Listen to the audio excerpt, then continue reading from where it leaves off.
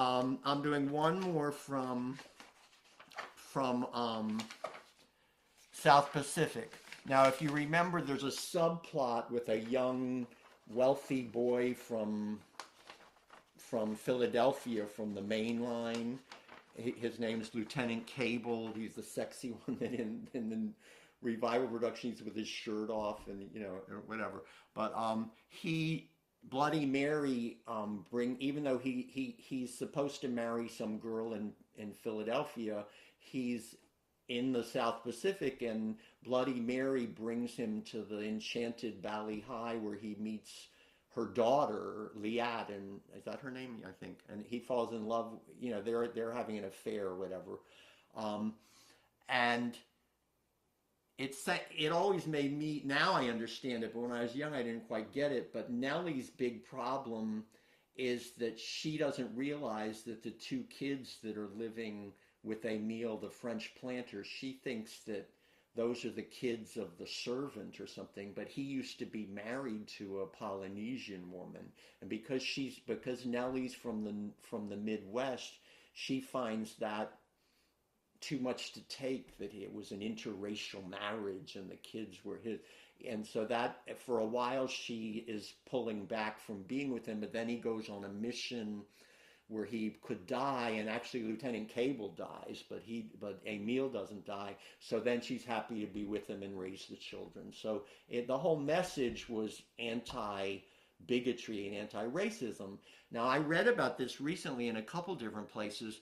This song I'm going to sing, You've Got to Be Carefully Taught, it's another one where you just sing the song through once, and it's his anger about the way the world is, that Lieutenant Cable is singing about.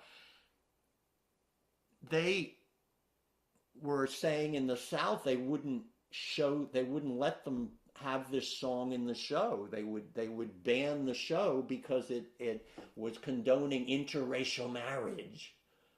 I like your reaction. And they were telling Oscar, I think even on Broadway, to take it out. That you can't have this show, it's too controversial, you can't have this song in the show, but they insisted, and I'm glad they did, because it's the theme of the show, and it's a wonderful song, and it's not really a waltz, but it's in three, but it's this angry three. So this is it.